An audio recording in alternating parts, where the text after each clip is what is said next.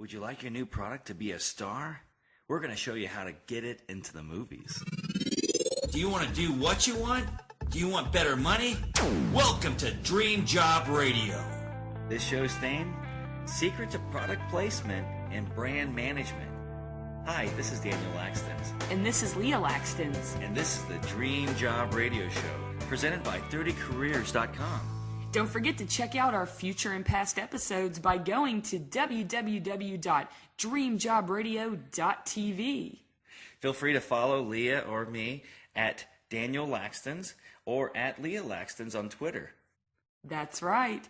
And be sure to check out our Facebook page for all kinds of exciting behind-the-scenes tips and tricks and information about Dream Job Radio. So if you ever thought about getting your product placed in the movies, this is the perfect show. We're talking about secrets to product placement and brand management.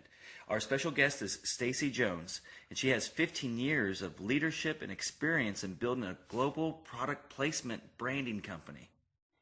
Yes, with Hollywood Branded. Stacy is an acknowledged expert in her field. She's appeared on CNN, MSNBC, spoken at conferences around the world, and been featured in journals such as the Wall Street Journal, Hollywood Reporter, Financial Times, The Economist, and many other fine journals.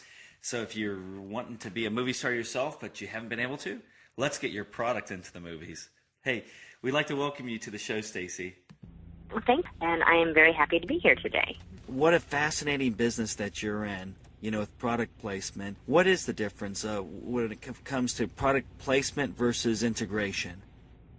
Well, product placement and integration are two words that are mingled often with one another, and typically how our agency uses it is with product placement, it's something that is given in trade or provided for free, or no money is being paid to the production in order to get a brand interwoven into the script or utilized as a prop or having a passing glance of it when it's in the foreground or the background of a scene or used as signage. Wow. And then with integration, it's more so along the lines where we are working or you're working with the production to negotiate through a trade of dollars your marketing points, your messaging, storylines that will incorporate the brand and leverage it in such a way that it's more of an advertisement of your product, but still done in such a way that hopefully will be organic and not come across to consumers and viewers as being too over the top.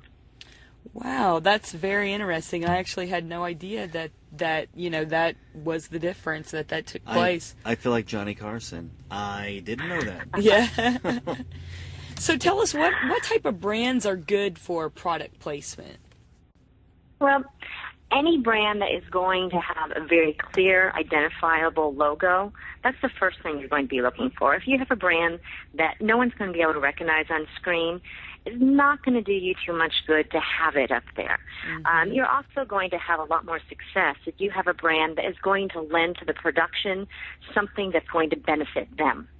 So when I say that, is your strange little unique creation actually beneficial to them? Is it going to save them money? Or is it comical in a way that it helps lend a story point that's funny and they can actually write something and it lends comedy? So those are things that you're looking for so that you're bringing something to the table that the production's not looking at saying, why would we want to have this? For example, with a bottle of water, that could be a benefit to a production because you may be able to give in trade water to production for craft and crew services so that they can drink it and save money, and they'll use your water on screen. Or automotive companies, they will lend a car so that the production doesn't have to go out and actually purchase the rental of a car, or even in a feature film, potentially purchase the car itself that they might destroy. Right. That makes a lot of sense. So if you have a lower budget, then while you're producing a film, it's smart to use product placement then. Yep. Well, even if it's a low budget or a high budget, productions are overall always looking to save dollars and also make their lives easier. So you have a lot of different individuals within each production. You have the producer, you have the directors, you have the prop masters, the set decorators, the wardrobe stylists, the transportation coordinators, who are all out there looking and bringing in and responsible for getting products incorporated into production. And when I say that, that's not that they're out there trying to get product placement products, but they're out there, they have budgets, and they're either buying or they're looking for loans or they're working to get that just straight trade out or gifting through a product placement agency such as ourselves or directly through brands. So no matter the budget size of the film or the TV show, everyone's always looking to save some dollars. So, I mean, you're talking about the ones on the set there, who actually is the one that's choosing where that product goes? All of those people I just named. So everyone from, again, the network, ad sales, they're looking to get additional dollars. The distributors looking for promotional partners, so they're looking for brands who want to come on board and help promote with their own marketing dollars and in exchange potentially have exposure within the film or the TV show. The producers, the directors are very key in deciding. The writers to influence, something that's actually being called out and verbalized. Your prop masters in charge of anything that they're going to be touching. Your set decorators in charge of anything that might be just on the set or on the wall. A grocery store scene, when you ever see a TV show or feature film and there's an entire grocery store, they've gone out and they have filled a grocery.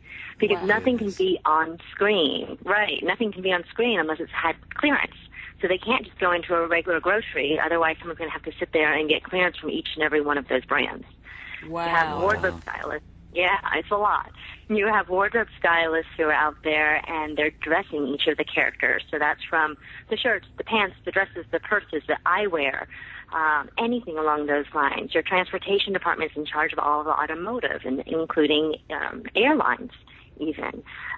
So there's just a myriad number of individuals who are responsible for having at least a say or bringing to the table the opportunity and having a final say approved by the director. Oh, my goodness. And sometimes even the cast. Well, you're listening to the Dream Job Radio Show. We're talking with Stacy Jones, and she's a specialist when it comes to product placement in movies or in shows and things like that. That's amazing. So if I have a product and I'm trying to save some money, out of all those people you just mentioned, who should be my best friend that I take out for a beer?